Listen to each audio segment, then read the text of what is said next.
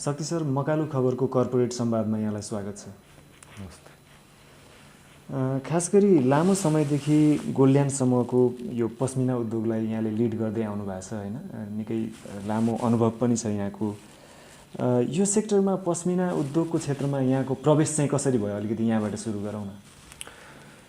मेरो अध्ययन टेक्सटाइल इन्डस्ट्रीमा भएको, टेक्सटाइल म्यानेजमेन्ट मैले कोर्स गरेको बेलायतबाट।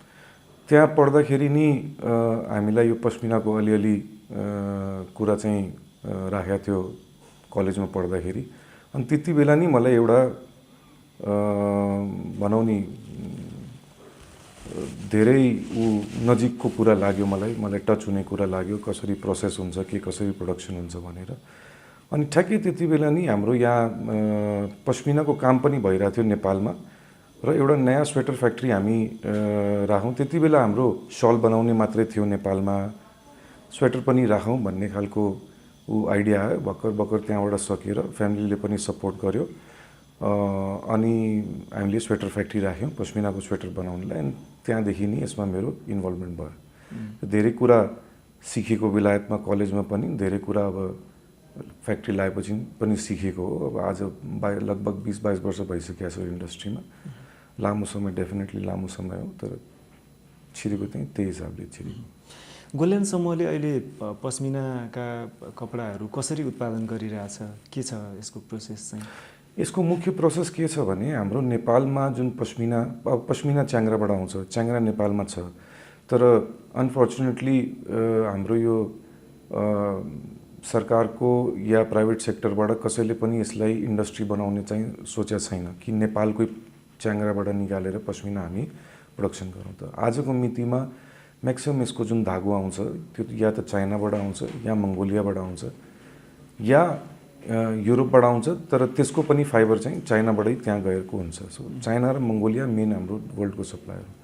म्याक्सिमम नेपाली उत्पादकहरूले हामी समेत धागो चाइनाबाट लिएर आउँछ। त्यसबाट सल बनाउने मान्छेले सल बनाउँछ, स्वेटर बनाउने मान्छेले स्वेटर बनाउँछ। यसको भ्याल्यु एडिसन आजको मितिमा करिबन 30 देखि 40, म्याक्सिमम 50% हुन्छ नेपालमा। अनि विभिङ गर्ने हो भने लुममा बन्छ, निटिङ गर्ने हो भने स्वेटर बनाउने हो भने निटिङ मसिनमा त्यसले बनाउँछ। यहाँले जस्तो र मेटेरियल पस्मिना चाहिँ नेपालमा उत्पादन छैन, चाइना अथवा मङ्गोलियाबाट ल्याउनुपर्छ भनिरहँदा सरकारले केही समय अगाडि उद्योग वाणिज्य तथा आपूर्ति मन्त्रालयले नेपालमै अब हामी च्याङ्ग्रा फार्मिङ गरेर, भेडा च्याङ्ग्रा फार्मिङ गरेर चाहिँ हिमाली क्षेत्रमा गरेर पस्मिना उत्पादनमा आत्मनिर्भर हुने भनेर एउटा नीति ल्याएको थियो कि यहाँलाई कतिको जानकारी छ? अहिले के भइरहेछ? निजी सेक्टरसँग पनि सरकारको यसमा अलिकति समन्वय भइरहेछ कि छैन, के छ? सरकारले प्रयास गरेको छ। त्यो जुन नीति ल्याएको थियो त्यसपछि यिनीहरूले आइटिसीसँग, आइटिसी युरोपको एउटा एनजिओ हो जसले यो हाम्रो जस्तो देशलाई हेल्प गर्छ नीति बनाउनमा र त्यो एक्जिक्युट गर्नमा। त्यो नीति बनाउने जुन सङ्गठन छ त्यसमा म पनि सहभागी हुँ। म एज अ कन्सल्टेन्ट भनौँ, एज अ के एक्ज्याक्ट पोजिसन छ त्यो त मलाई याद छैन अहिले, तर त्यो नीति बनाउनमा मेरो पनि धेरै योगदान छ। अब दुर्भाग्य एउटा कुरा मात्रै के छ भने, सरकार एङ्गेज भयो, आइटिसी एङ्गेज भयो, प्राइभेट सेक्टर धेरै एन्टिटी एङ्गेज भएर अलिकति प्रोसेस चाहिँ स्लो छ। प्लस त्यो नीति बनाउनेमा जो जना इन्भल्भ थियो सबैलाई त्यति एक्सटेन्सिभ नलेज छैन।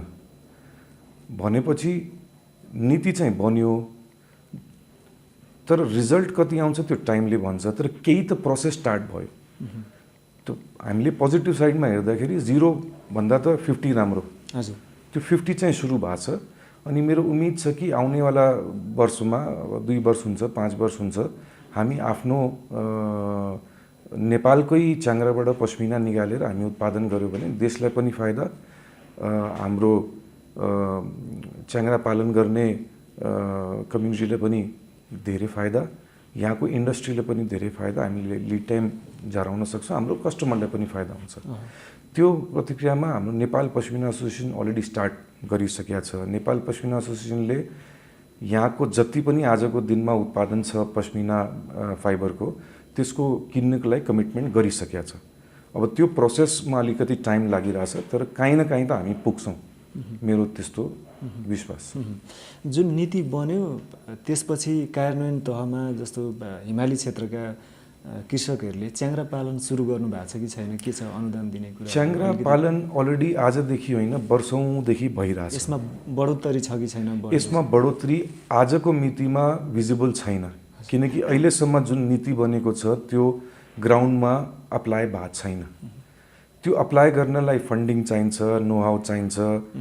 त्यो नीति बनाएर मात्रै सोचेर मात्रै हुँदैन, एक्सन त लिनु पर्यो। त्यो सोचेर पेपरमा उतारिसकेका छ, डिटेलमै उतारिसकेका छ सरकारले र आइटिसीले मिलेर, हाम्रो प्राइभेट सेक्टरबाट एङ्गेज भएर।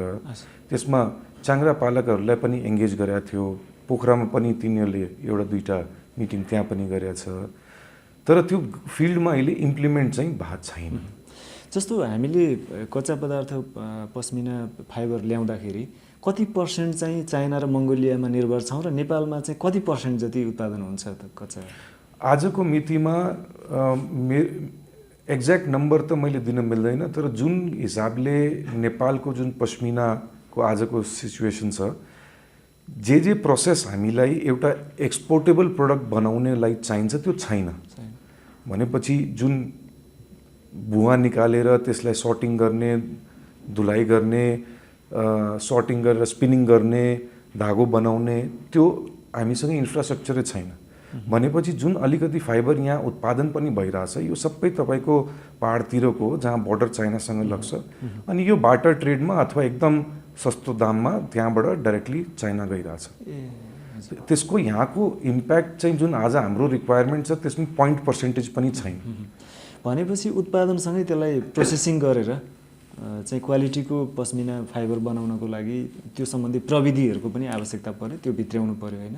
हजुर, त्यो प्रविधिको लागि पनि कमिटमेन्ट्स धेरै आइसकेको छ। जसरी त्यो यो जुन हाम्रो नीति बनेको थियो त्यसमा मेरो पर्सनल र गोलियान ग्रुपको कमिटमेन्ट के थियो भने यदि फाइबर हामीले यो उत्पादन गर्न सक्यो भने त्यसको लागि जुन स्पिनिङ प्लान्ट, त्यो सबभन्दा एक्सपेन्सिभ इन्भेस्टमेन्ट गर्ने हो स्पिनिङ प्लान्टमा, त्यसमा हामी तयार छौँ। अलिकति सहयोग चाहिँ डेफिनेटली चाहिहाल्छ रिस्क लिनलाई, तर हामी त्यो पैसा लगानी गर्न रेडी छौँ। त्यसमा करिबन 100 देखि 120 करोडको लगानी छ त्यो स्पिनिङ प्लान्टलाई मात्रै। अर्बभन्दा माथि भनौँ, अर्बभन्दा माथि छ। त्यसपछि त्यसको पहिला तपाईँलाई चाहिन्छ डिएयरिङ प्लान्ट, त्यो पनि तपाईँको 10-15 करोडको लगानी हो। त्यसको भन्दा पहिला चाहिन्छ हामी स्काउरिङ भन्छौँ। स्काउरिङ भनेको केही होइन, त्यो धोएर त्यसलाई साफ गर्ने, कुडा कर्कट निकाल्ने, त्यो पनि तपाईँको 10-12 करोडको। त्यसको भन्दा पहिला नोहाउ चाहिन्छ।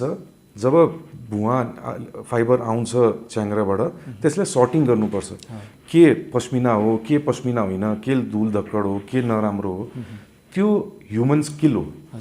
त्यो ह्युमन स्किल दिनलाई ट्रेनिङ चाहिन्छ। त्यो प्रोसेस एउटा प्रोसेस हो, टाइम लाग्ने प्रोसेस हो। सो यो सबै 1, 2, 3, 4, 5 स्टेप गर्नुपर्छ। अब एकैचोटि त हामीले 150 करोड 200 करोड त लानी गर्न मिल्दैन। सो यो प्रोसेसमा हामीले जानुपर्छ र सरकारले इच स्टेजमा फेसिलिटेट चाहिँ गर्नु पर्यो। ल पहिला ट्रेनिङ गर्ने हो, ट्रेनिङ गरेर जे निस्क्यो त्यो हामीले एक्सपोर्ट गर्न अलाउ गर्नु पर्यो। आजको मितिमा नेपालको नियम कानुनले फाइबर हामीले निकाल्यो भने एक्सपोर्ट गर्न लिगल अलाउड छैन। अब जुन कुरा लिगल छैन त्यसमा हाम्रो जस्तो अर्गनाइजेसन त छिर्नै सक्दैन। सो त्यो प्रोसेस सरकारले चाहिँ फेसिलिटेट गर्नु पर्यो।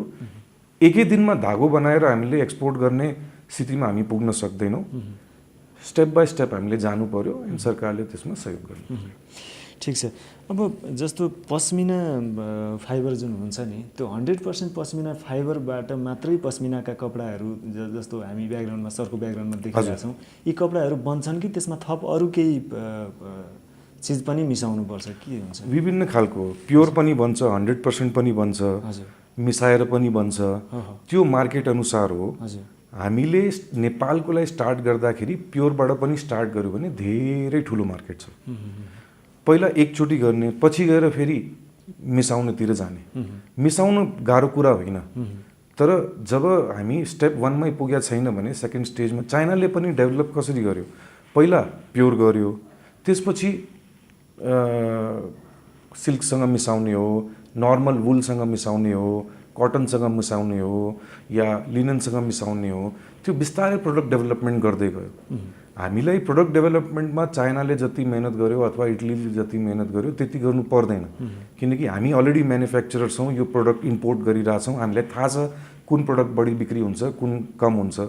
हामीले तर स्टार्ट गर्नलाई धेरै प्रोडक्ट छुनु हुँदैन, एउटा प्रोडक्टबाट स्टार्ट गर्ने जसको यहीँ लोकल मार्केट छ, प्योर पश्मिनाको लोकल मार्केट छ, त्यहीँबाट सुरु गरौँ। पछि गएर त्यसमा हामीले मार्केट क्याप्चर 80-90% गऱ्यो भने बल्ल अर्कोमा जाने। जबसम्म मेरो प्योर बिक्री भइरहेछ म किन मिसाएर आफ्नो एफिसियन्सी डाउन गरौँ। सरले प्योर पस्मिनाबाट पनि कपडा उत्पादन हुन्छ भनिरहँदा, जस्तो पस्मिनाको काम भनेको अलिकति न्यानो प्रदान गर्ने खालको कपडा उत्पादन हुन्छ होइन पस्मिनाबाट। अब मिक्स भयो भने अलिकति कम न्यानो होला अथवा क्वालिटी कम भयो नि होइन प्योर पस्मिना नहुँदा। प्योर पस्मिनाबाट उत्पादन भएको कपडाको मूल्य चाहिँ बढी नै हुन्छ होला नि होइन सर, कि कस्तो हुन्छ? होइन, त्यो डिपेन्ड हुन्छ। तपाईँले लुगाको मूल्य भनेको र मटेरियल एउटा कम्पोनेन्ट भयो र म्यानुफ्याक्चरिङ कस्ट अर्को कम्पोनेन्ट भयो। अब डेफिनेटली प्योर क्यासमेयर युज गर्नुहुन्छ भने त्यसको मूल्य बढी हुन्छ, तर यो होइन कि हामीले 50-50 गऱ्यो भने त्यो सस्तोमा हामीले बेच्न सकिन्छ।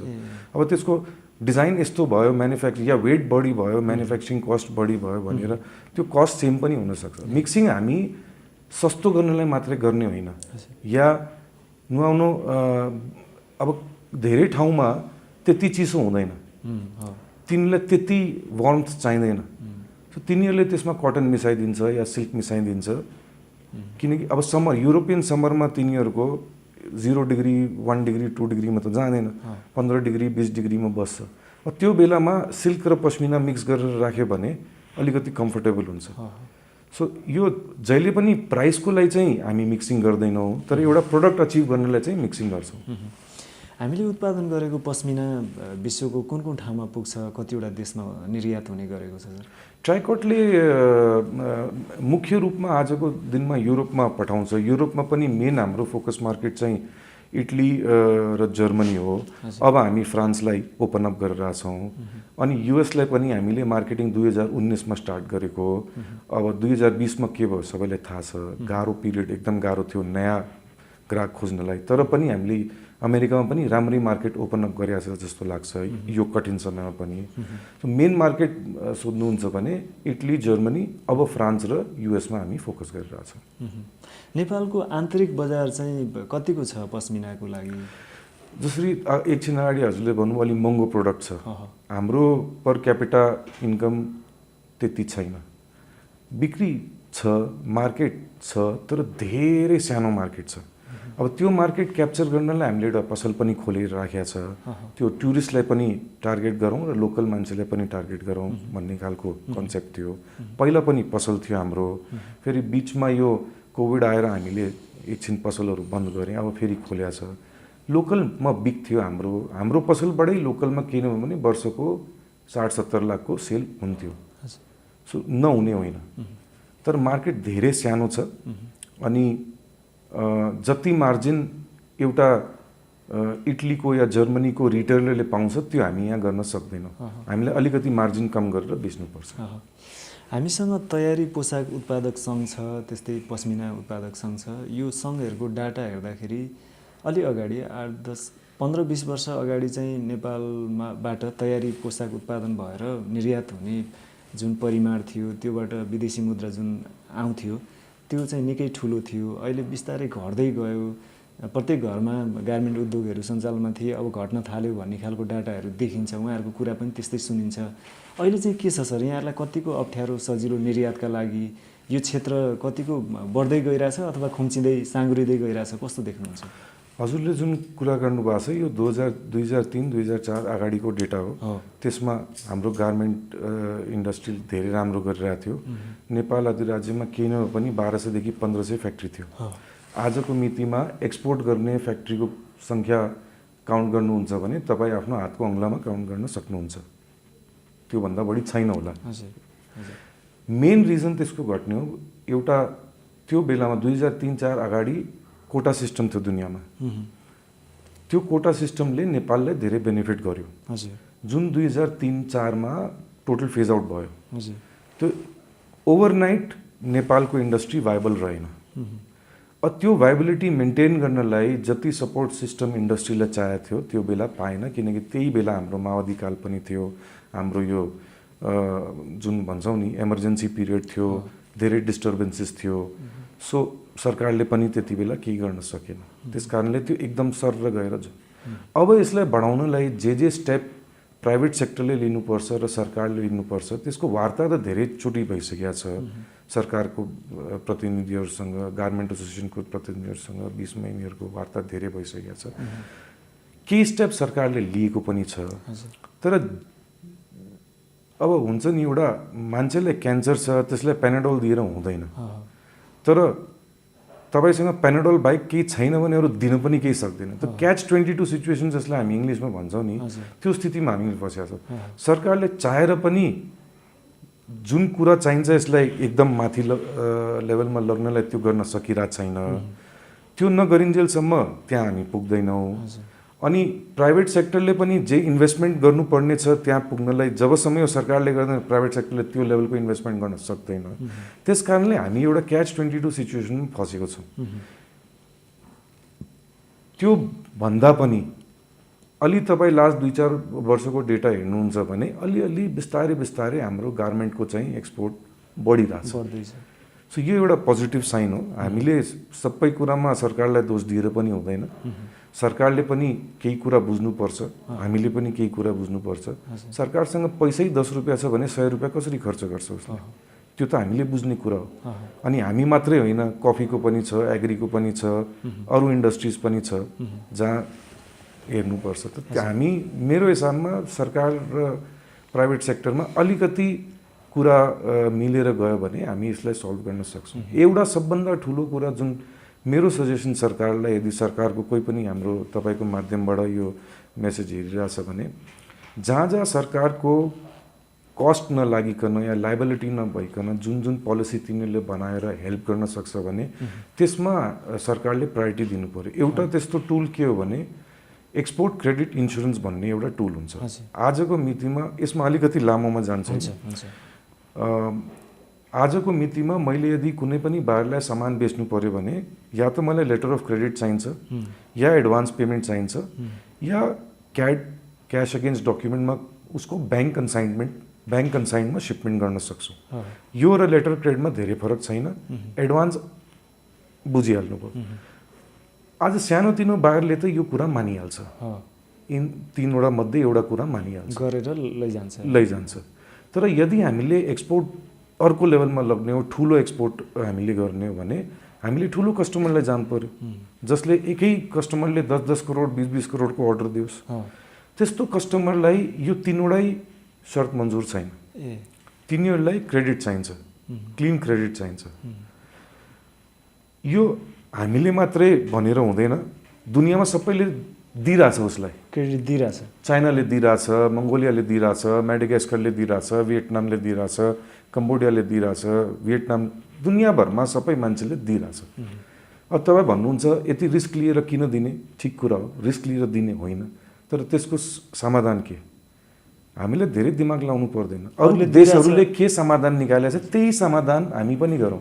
त्यो समाधान एक्सपोर्ट क्रेडिट इन्सुरेन्स हो। एक्सपोर्ट क्रेडिट इन्सुरेन्समा के हो भने, सिम्पल तरिकामा सम्झाउने हो भने, मैले एउटा अमेरिकामा पार्टीलाई 10 करोडको सामान पठाएँ, उसले पेमेन्ट दिएन भने त्यो प्रडक्टको कस्ट जति छ त्यो इन्सुरेन्स कम्पनीले मलाई दिइहाल्छ।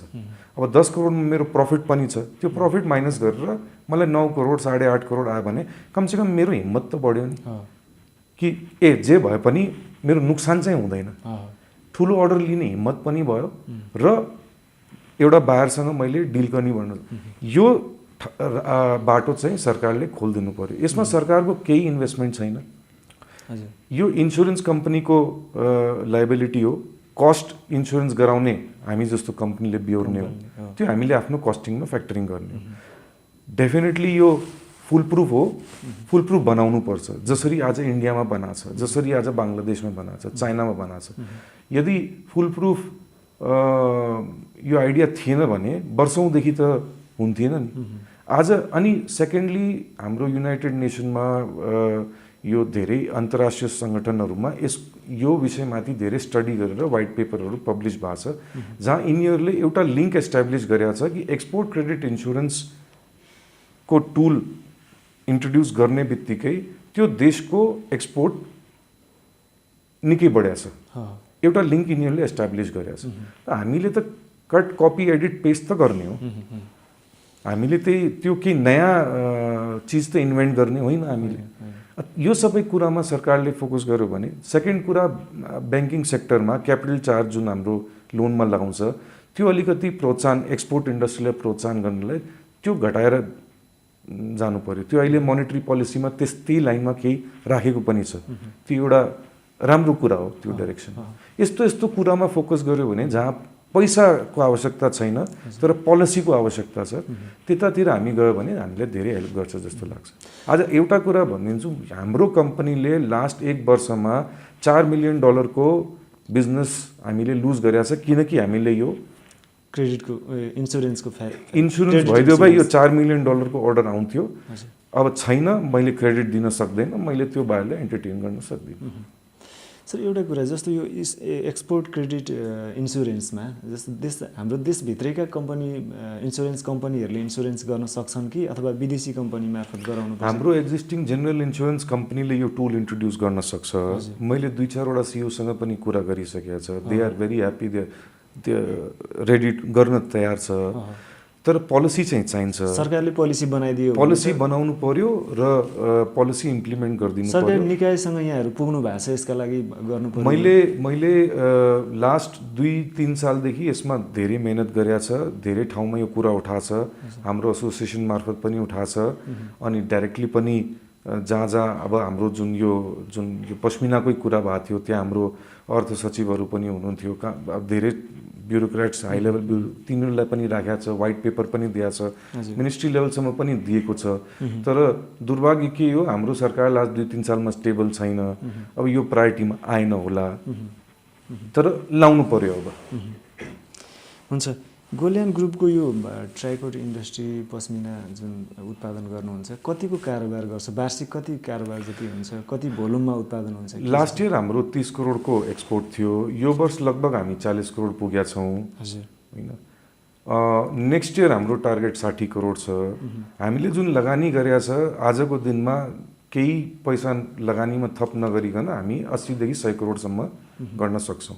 अनि बिजनेस बढ्दै गयो भने लगानी गर्नमा पनि गाह्रो छैन। हाम्रो टार्गेट हो कि यो नेपालको सबभन्दा ठुलो र एउटा फ्ल्यागशिप इन्डस्ट्री बनोस् जसले यो इन्डस्ट्री हेरेर अरूले पनि लगानी गरोस् यो सेक्टरमा।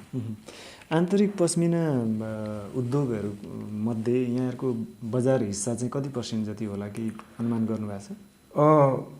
नेपालको टोटल यदि पश्मिनाको एक्सपोर्ट हेर्नुहुन्छ भने स्वेटर र सलको छुट्टेको डेटा चाहिँ छैन। तर हाम्रो चाहिँ ट्राइकोट इन्डस्ट्रीले मुख्य रूपमा स्वेटर बनाउने हो, सल पनि हामी बनाउँछौँ तर मुख्य रूपमा हामीले स्वेटर बनाउने हो। त्यसको मेरो हिसाबमा 30 देखि 50% को बिचमा हुन्छ हाम्रो एक्सपोर्टको हाम्रो पर्सेन्टेज, तर एक्ज्याक्ट मैले भन्न सकिनँ। पछिल्लो समय रसिया र युक्रेन बीचमा भएको द्वन्द्वले विश्वव्यापी रूपमा मन्दीको अवस्था सिर्जना भयो होइन। डलरको मूल्य बढ्यो, पेट्रोलियम पदार्थको मूल्य बढ्यो। यसले गर्दाखेरि चाहिँ धेरै देशले आर्थिक सङ्कटको सामना गरिरहेको अवस्था छ। अब हाम्रो छिमेकी नजिकको देश श्रीलङ्का चाहिँ निकै अवस्था खराब भयो। त्यस्तै अवस्थामा अरू देशहरू पनि जालान् भन्ने प्रक्षेपणहरू भइरहँदा नेपालको पश्मिना उद्योगलाई चाहिँ कतिको सङ्कट छ, अहिलेको अवस्था कतिको असहजपूर्ण अवस्था छ, के छ, कसरी लिनुभएको छ यहाँले? अब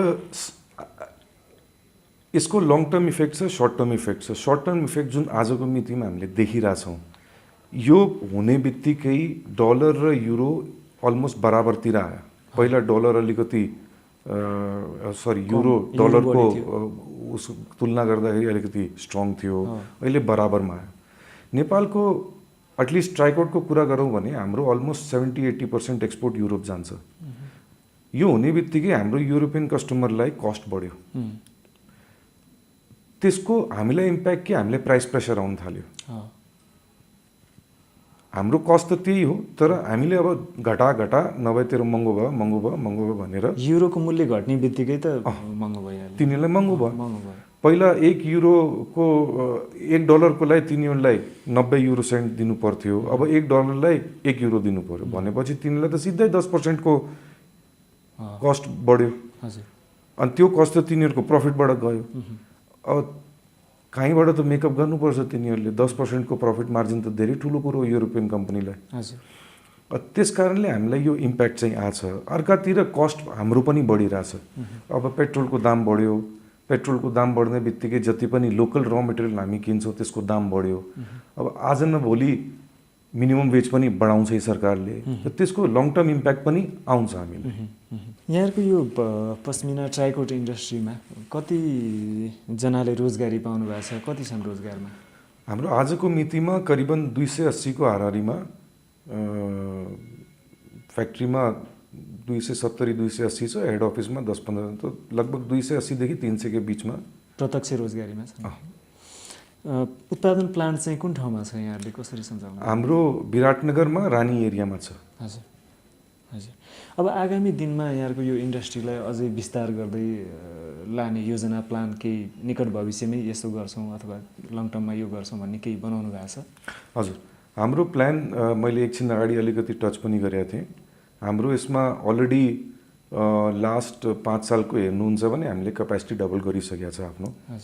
मार्केट राम्रो छ, प्रफिटेबल पनि छ। अब धेरै प्रफिट नभए पनि प्रफिटेबल चाहिँ छ। नेपालको एक्सपोर्टमा योगदान पनि दिएको छ। भ्याल्यु एडिसन पनि 30 देखि 50, 60, 70% प्रोडक्ट हेरी चाहिँ 30 देखि 70-80%, कुनै प्रोडक्टमा 100% भ्याल्यु एडिसन पनि छ। राम्रै भन्नु पर्यो। ग्रोथ गर्ने हाम्रो प्लान छ। हामीले एक्सटर्नल इन्भाइरोमेन्टबाट सपोर्ट पायो भने अलिक छिटो ग्रोथ गर्न सक्छौँ, होइन भने हामीले बिस्तारै हाम्रो जुन हाम्रो स्कोपभित्र हाम्रो हातमा हुन्छ त्यसमा बसेर गर्ने हो। अब आजको मितिमा मलाई 8वटा मसिन किन्नुपर्ने थियो। 8वटा मसिन किन्नलाई पैसा चाहिन्छ। ब्याङ्कमा गयो, ब्याङ्कमा पैसा छैन आजको स्थितिमा, मलाई त्यो पोस्टपोन गर्नु पर्यो। अर्डर छ मसँग, मलाई मना गर्नुपर्छ। यहाँहरूको ग्रुपले त आफै ब्याङ्क सञ्चालन गर्छ नि, त्यति समस्या? हामीले आफ्नो ब्याङ्कसँग काम गर्न मिल्दैन नि। आफ्नो ग्रुपकै ब्याङ्कले आफैसँग गर्न मिल्दैन है? मिल्दैन। ठिक छ। अब अन्तिममा यहाँले जस्तो सरकारी निकायलाई आफूलाई परेकै समस्या चाहिँ यो गर्दा चाहिँ हामीलाई सहज हुन्थ्यो अहिलेको अवस्थामा भन्ने लागेको केही विषय र पस्मिना पारखीहरूलाई के भन्न चाहनुहुन्छ? मैले मुख्य रूपमा त एकछिन अगाडि भनि नै सके हो। मेन सरकारले अब यो जुन कुरा सरकारले दिन सक्दैन त्यो कुरा मागेर पनि फाइदा छैन। तर आज बुलेट पोइन्टमा कुरा गर्ने हो भने सबभन्दा पहिला सरकारले एक्सपोर्ट बढाउनलाई एक्सपोर्ट क्रेडिट इन्सुरेन्समा ध्यान दिनु पर्यो। यो पस्मिना इन्डस्ट्री मात्रै होइन, देशभरिको सबै एक्सपोर्ट इन्डस्ट्रीलाई हेल्प गर्छ। सेकेन्ड कुरा, ब्याङ्कको जुन ब्याज यति बढिसकेको छ, आजको मितिमा मलाई डलरमा पनि ब्याज लिनुपर्छ भने 7-8-9% भन्दा मुनि पाउँदैन। अन्तर्राष्ट्रिय मार्केटमा मैले गएर लिने हो भने 2-3-4%मा पाउँछ। या त हामीलाई कुनै यस्तो टुल बनाइदिनु पर्यो कि डलरमा हाम्रो यति लाग्छ, या नेपाली रुपियाँमा सरकारले जसरी पहिला गरेका थियो, सब्सिडाइज गरेका थियो, या जुन ब्याङ्किङ सेक्टरलाई, एक्सपोर्टलाई जुन क्यापिटल चार्ज छ अथवा सिडी रेसियो छ अथवा के छ त्यसमा सहयोग गर्यो भने सरकारको पनि पैसा नलागोस्, ब्याङ्कको पनि नुक्सान नहोस् र बेनिफिट हामी पाऊँ। त्यस्तो खालको त्यो एउटा ब्याङ्किङ सेक्टरबाट कसरी राहत दिन सक्छ त्यो हेर्नु पर्यो। थर्ड कुरा, बिजुलीमा के राहत दिन सक्छ कि? कुरा चाहिँ धेरैचोटि आयो, एक्सपोर्ट इन्डस्ट्रीलाई 50% राहत दिने बिजुलीको, त्यो दिने हो कि? फेरि अलिकति इम्पोर्ट एक्सपोर्ट को जुन प्रतिक्रिया हो कस्टम्सको त्यो सहज बनाइदिने हो कि? अनि इन्सेन्टिभ चाहिँ दिइरहेछ, 3% पाइरहेछौँ हामी, तर अहिलेसम्म लामो समयको पैसा फिर्ता छैन हामीलाई। त्यो सरकारको बाध्यता छ, पैसा छैन, त्यो आफ्नो ठाउँमा छ। फेरि पुरानो एक्सपोर्ट गरिराखेको इन्डस्ट्रीलाई 3% दिने। अब नयाँ एक्सपोर्ट गर्नलाई जसरी अहिले नयाँ पोलिसी आयो त्यो 7%-8%सम्म इन्सेन्टिभ दिने, त्यो स्टिलको इन्डस्ट्रीको कुरा आयो, अरू इन्डस्ट्रीको कुरा आयो। त्यसमा हामीलाई किन छोड दिएको छ? जब स्टिल इन्डस्ट्रीलाई दिन सक्छ एक्सपोर्ट बढाउनलाई, हामीलाई किन दिन सक्दैन? हामीलाई पनि इन्क्लुड गर्ने हो कि? आज चाइनाले 9% एक्सपोर्ट इन्सेन्टिभ दिन्छ, बङ्गलादेशले 8% दिन्छ, इन्डियाले केही दिन्छ। हामीले त तिनीहरूसँग कम्पिट गर्ने हो, हामीले त त्यहाँसम्म पुर्याइदिनु पर्यो। प्लस एक्सपोर्ट मार्केट एक्सप्लोर गर्नलाई ट्रेड फेयरमा पार्टिसिपेट गर्नुपर्छ। त्यो टिपिसी मार्फत हामीलाई बजेट आउँछ, केही राहत दिनलाई $6,000 लागेको छ भने 3,000 टिपिसीले हाम्रो एसोसिएसन मार्फत दिइदिन्छ। तर त्यहाँ जाँदाखेरि बजेट छैन, एकदम थोरै बजेट दिन्छ। त्यहाँतिर अलिकति बजेट बढाइदिने हो कि? जहाँ अलिकति पैसा खर्च गरेर धेरै इम्प्याक्ट आउँछ त्यतातिर चाहिँ सरकारले फोकस गर्नु पर्यो। अर्को कुरा चाहिँ यो एक्सपोर्ट क्रेडिट इन्सुरेन्सको व्यवस्था पनि हैन, नीतिगत त्यो त मेन हो। मेरो हिसाबमा आजको मितिमा एक्सपोर्ट यदि सरकारको जेन्युइन इन्ट्रेस्ट छ एक्सपोर्ट बढाउने हो भने यो एउटा यस्तो टुल छ जसले हाम्रो एसियन रिजनमा प्रुभ गरेको छ, मान्छेहरूले रिसर्च गरेर एउटा लिङ्केज पाएको छ कि क्रेडिट इन्सुरेन्सको राखेपछि एक्सपोर्टमा धेरै ग्रोथ भएको छ भन्ने एउटा लिङ्केज देखिरहेछ। फेरि एउटा कुरा, सबै एक्सपोर्टरले त्यो फेसिलिटी उपलब्ध गराउँछ र नेपालले मात्रै गराएन अथवा यहाँले मात्रै गराउनु भएन भने यहाँकोसँग सामान किन लान्छ र उसले, हैन? जहाँबाट सजिलो अब म तपाईँलाई भन्छु, अमेरिकामा मेरो सबभन्दा ठुलो कम्पनीसँग मेरो मिटिङ भयो। सबभन्दा गाह्रो त मिटिङ गर्नै हो। मैले पाएँ, जसरी पनि मैले पाएँ। त्यहाँ कुरा पनि मिल्यो, प्राइस पनि मिल्यो, क्वालिटी पनि मिल्यो, डेलिभरी टर्म्स पनि मिल्यो, पेमेन्ट टर्म्स मिलेन। त्यही त। किन मिलेन? उसलाई क्रेडिट चाहिन्छ। ऊ भन्छ मेरो चाइनाको कम्पनीले मलाई 30 दिनको क्रेडिट दिन्छ, कसैले भन्छ मलाई 60 दिनको क्रेडिट दिन्छ। युकेमा अहिले भर्खर लास्ट महिनाको कुरा हो, 2टा ठुलो company, price okay, product okay, everything okay, payment टर्ममा आएर कुरा सक्यो, मार्केट गुमाउनु पर्यो। एउटा कम्पनी छ जसले किन पनि $1 देखि $1.5 मिलियन को अर्डर को कुरा भइरहेको थियो। अर्को कम्पनी थियो जसले $6 लाख देखि $7 लाख को कुरा भइरहेको थियो। अमेरिकनको रैल्फ लॉरेन कम्पनी कतिको किन्छ? पश्मिना, प्योर पश्मिना मात्रै, मतलब मिलियन्समा किन्छ उसले। त्योसँग काम भयो भने त्यो एक्लैले हाम्रो जस्तो कम्पनीले $3-4 मिलियन को अर्डर दिन सक्छ, गर्न सकेन। हाम्रो कमजोरी होइन। सरकारलाई चाहिँ यो नीतिगत व्यवस्था अहिले तत्काल गर्नलाई के समस्या छ? उसले के भन्छ? यहाँहरूसँग भन्दा त केही भन्ला? मैले अनेस्टली साँच्ची भन्यो भने मैले बुझ्न सकिरहेको छैन। त्यसको म जवाब दिन सक्दिनँ। तिनीहरूलाई के समस्या हो भन्ने म त्यसको जवाब दिन सक्दिनँ। मलाई थाहा छैन के समस्या हो। मलाई पनि त्यही, मेरो मनमा पनि त्यही जिज्ञासा छ, के समस्या छ? सरकारको पैसा यसमा इन्भल्भमेन्ट छैन। सरकारबाट हामी माथि के खर्च गर्नुहोस् भनेर भनेको छैन। यसमा सरकारको के हुन सक्छ म भन्न सक्छु। यो हुन सक्छ तिनीहरूले के सोच्यो भने एक्सपोर्टरले मिसयुज गर्छ। ठिक छ, त्यो यदि कन्सर्न छ भने इन्डियामा कसरी त्यो कन्ट्रोल गरिया छ, बङ्गलादेशमा कसरी कन्ट्रोल गरिया छ, चाइनामा त्यो मिसयुज नहोस् कसरी कन्ट्रोल गरिया छ, त्यसमा या त स्टडी गर्नु पर्यो। त्यसको मैले पेपर पनि दिइसकेको छ, डिटेल पेपर मैले दिइसकेको छ कि कसरी कन्ट्रोल गरिया छ। अब मैले यहाँ सम्झाउनु गयो भने आधी घन्टा लामो कुरा हुन्छ, त्यो कुरा गरेर फाइदा छैन। तर तरिका छ, सबै काम गर्ने तरिका छ। इन्टेन्ट भएपछि यो एकदम सजिलो काम हो। यो काम हुने भनेको मतलब हप्ता दिन पनि लाग्दैन सरकारलाई यो पोलिसी ल्याउनलाई। तर या त बुझ्या छैन तिनीहरूले, या आज हाम्रो देशको माहौलले तिनीहरूलाई त्यसलाई त्यति इम्पोर्टेन्ट हो भनेर तिनीहरूले सम्झिन सकेका छैन। अरू त मलाई अरू के हुन सक्छ भने मलाई पनि सोचमै पर्छु। म जहिले पनि यो मलाई पनि यो क्वेसन आफूलाई सोध्छु भने किन गरिरहेको छैन? एकातिर भन्छ एक्सपोर्ट बढाउने, अर्कातिर भन्छ के गर्ने भन्नुहोस् भनेपछि हुँदैन। हुन्छ, यो क्वेसन हामी सरकारको सम्बन्धित निकायलाई पनि राखौँला। अनि फेरि यो सिर्फ पश्मिनालाई मात्र होइन, इन जनरल पुरा देशको एक्सपोर्ट इन्डस्ट्रीलाई हेल्प गर्छ। हुन्छ, नेपालको पस्मिना उद्योग र गोल्यान्ड ग्रुपले सञ्चालन गरिरहेको पस्मिना उद्योग र समग्र पस्मिना क्षेत्रको बारेमा महत्त्वपूर्ण जानकारी यहाँले राखिदिनु भयो। यो समय र संवादका लागि यहाँलाई धेरै धेरै धन्यवाद सर। धेरै धेरै धन्यवाद। Thank you so much.